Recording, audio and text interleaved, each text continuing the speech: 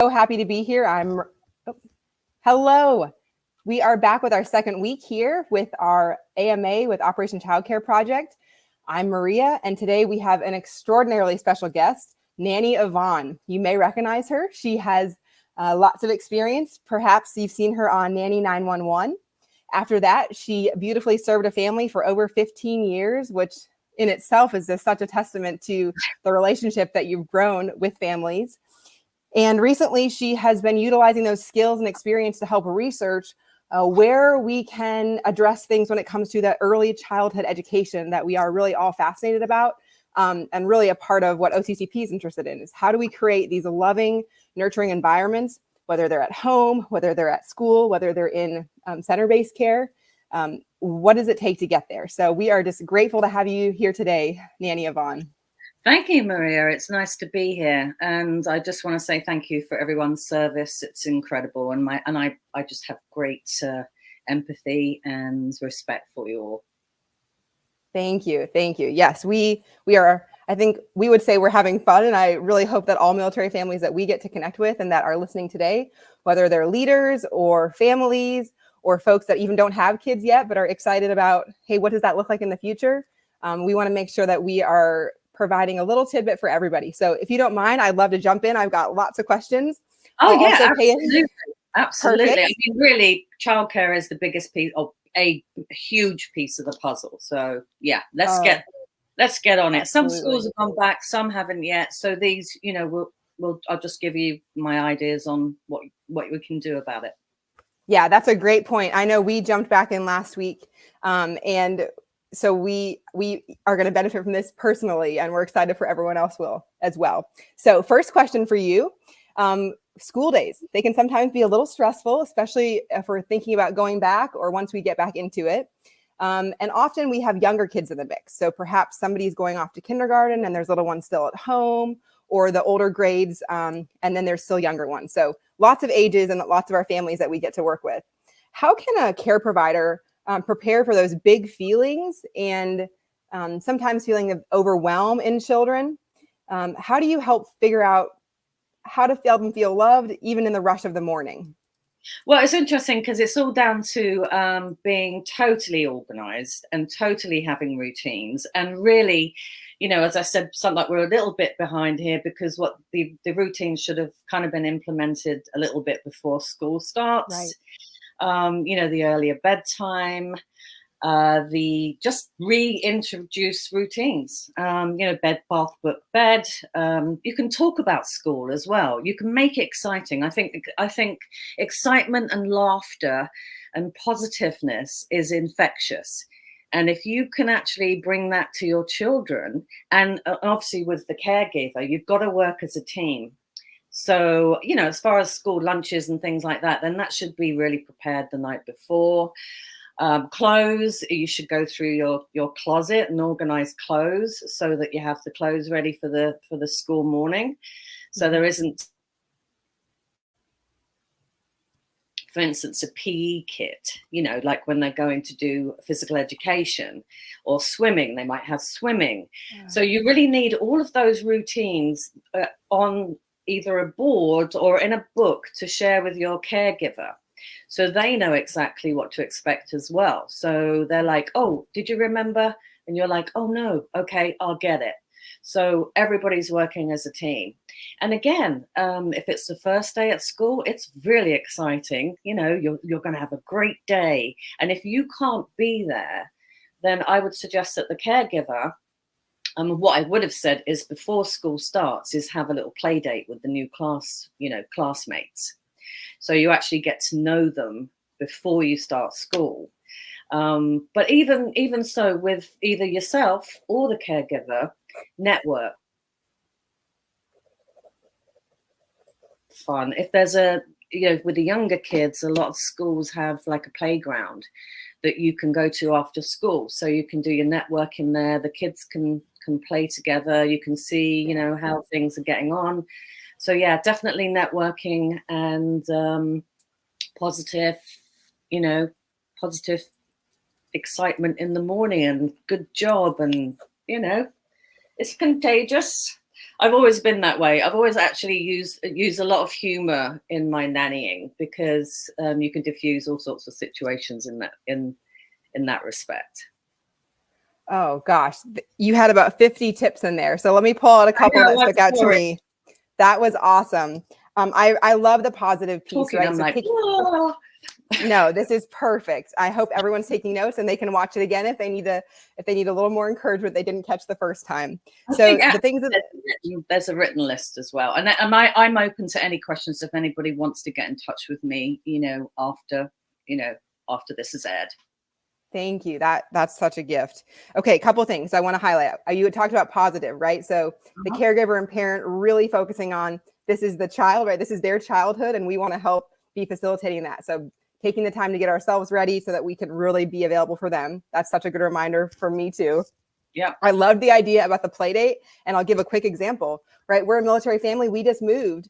And so this summer I was trying to figure out what ways are we going to make sure that they don't look and feel like the new kid on day one. And let me just tell you, having that play date in advance that the school set up, and we had a couple opportunities, they just walked in and it was just, here we are.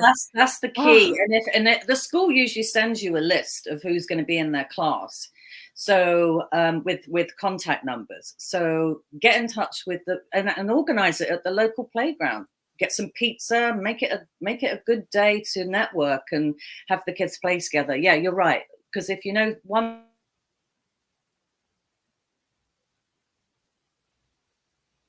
Yeah. Yeah. Absolutely. No, that's perfect. And then I love the network. One of the things I, try to tell every family I work with is, grow your team. And part of that is in the classroom, in case perhaps you forgot something and somebody else has an extra. We had that with our school supplies this year.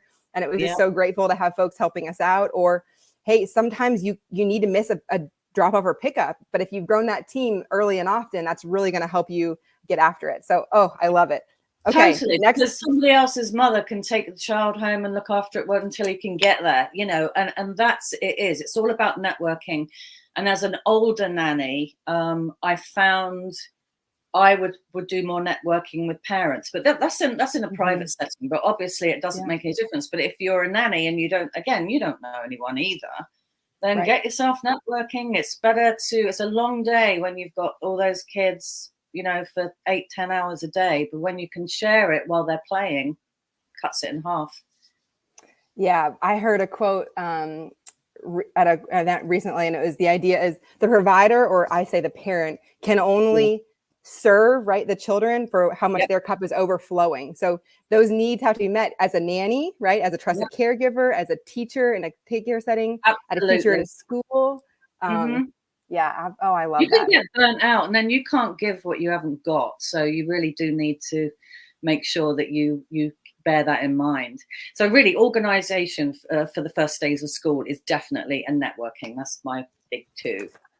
And I think I'm making a note for next year. We're going to do this earlier to make sure that folks have that time, right? To get I'm not saying anything, but yes, it's a good idea.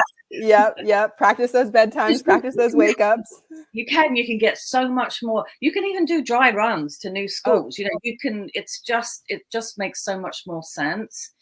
But yeah, a week earlier next year. Sounds good. You got it. Yes, ma'am.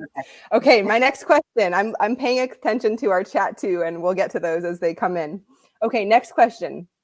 Again, we're pretty focused on military children, Nanny Yvonne. That's who we are generally serving in our case management. And so they're relocating a lot, sometimes more often than they want to, or we want them to. But often they're leaving those peers, those support systems. And what we want to make sure is that we're really paying attention to is those kids that might be feeling isolated, sad, even angry right now at back to school because they had a good thing going at their last location, I hope. And this is something changing. So what are some tips whether they're in the year or about to enter, that they can prepare for this transition? Well, again, we can go back to the beginning of school preparations. I mean, if you have a class list, you could definitely have, get the whole class. I would say get the whole class together. Why not? Or even no, I'm going to backtrack here. if the child's going into school and school's already started, then, and you haven't done any of the networking or the class play dates, etc., then make sure that you talk to the child and find out, like, if there's, you know, particular children that they particularly like, and should we have them over for a play date? That would be cool.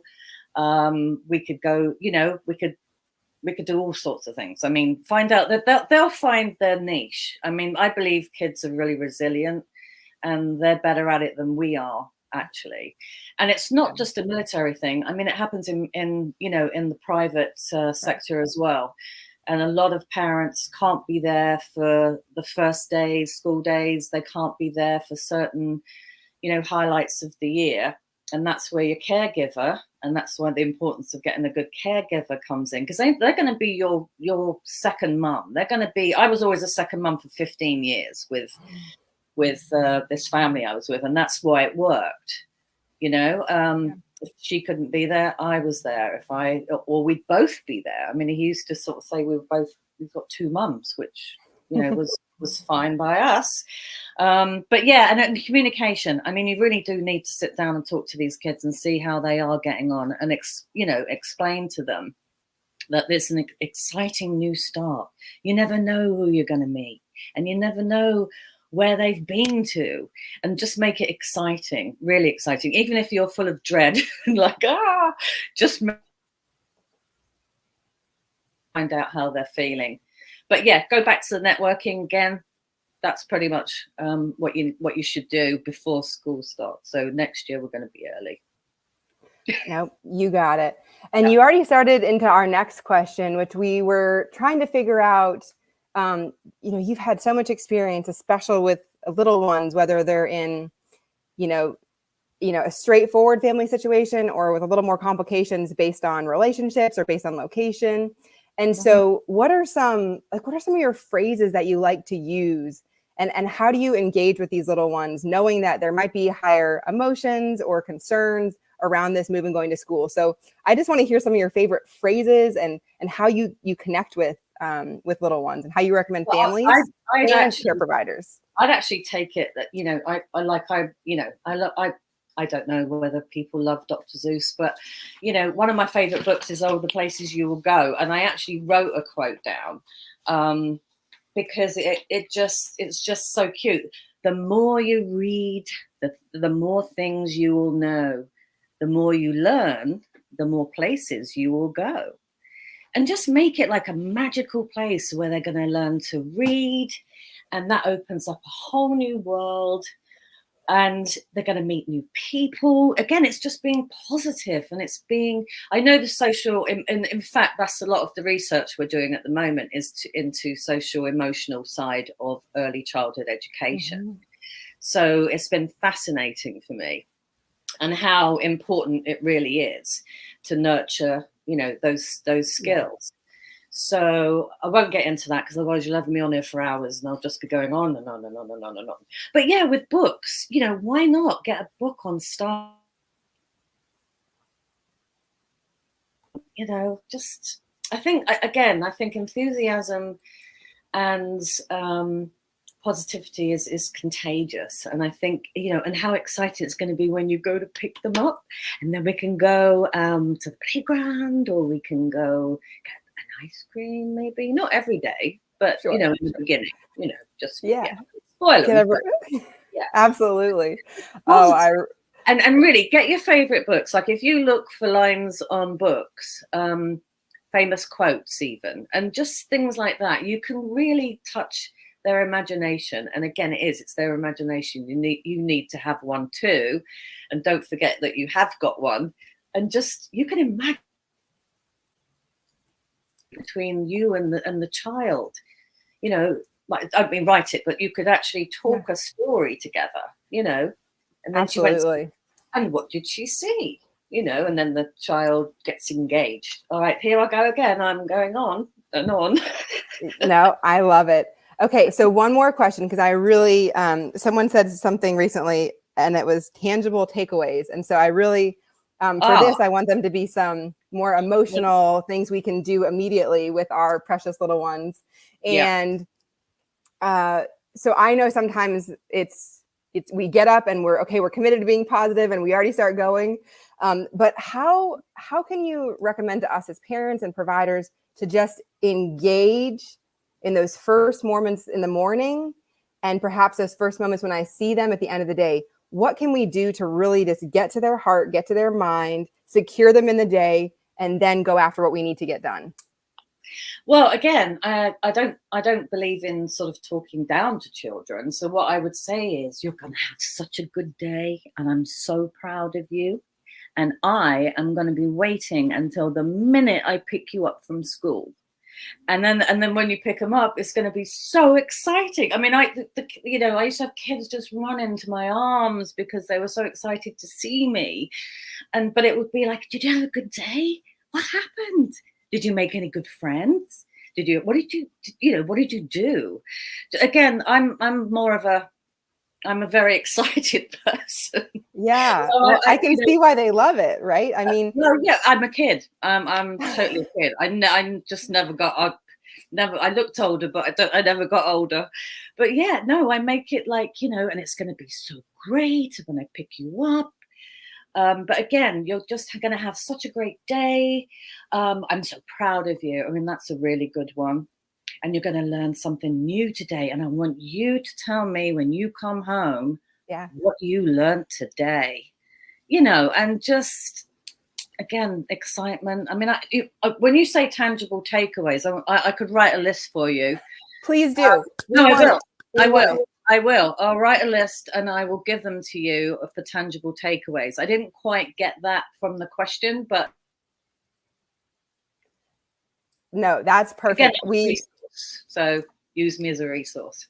Oh, I love that. I know I'm trying to, that first thing in the morning, make sure that I'm approaching them and for a hug and letting them hug as long as they want. That's my little thing I'm trying to work on, because by the time they're getting up, a lot of parents have already been up for a while and they're already off to the next thing. And so really, for me, it's pausing. Do you have your caregiver come in that early, or are you just on your own at that point? Well, either way, I'm trying to find a way to have at least, if it's not in the morning, to your point, if I've already, fluttered away for the day, then I'm literally keeping a list, like, who have I not connected with today? Because I just want to hold myself accountable to that, and really make sure that teeny investment, whatever it is something they can count on each day. No, I love that. I love that. And I love the fact that like, if you're not going to be there when they come back home, right, make sure they know that you're not. Yeah. Good one. That's a great one. If there's new, like, after school care, making sure you're communicating. Just make sure that they're very, I mean, kids, thrive on routine and expectations. And so if they get thrown a curveball, then that can really get them upset. So if you don't show up and your nanny shows up, for instance, I know it happens, but if it shouldn't matter if your caregiver is as good as you, that would be just as well. But we'll have a conversation about that later, Nanny Yvonne. We want to make sure that we're helping. We've got loads of conversations to have. I'm so excited. Yes, ma'am. Well, you know what? I'm going to wrap it up for today. I want to value your time and all of our folks that are reading now. But I think we have a whole list of things that we would love your opportunity to invest in with our families in the future. But I'm just so grateful for your time today. You've got your website up there for folks to have some resources. And I think we might be able to partner on a couple to share with our families as they get excited. Even if your year already started, every day is a new day. And so there's always a way. Absolutely. And you can still get organized, and you still are organized. You can still network, you can relax. Absolutely. It happens every year. It does. It does. Well, thank you so much for your time. And it's the gift of your experience for our families. And I look forward to talking with you soon. Oh, I do too, Maria. All right. You take care, and we'll see you soon. Bye, Nanny Yvonne. Bye, everybody. Bye, everybody. Send your questions.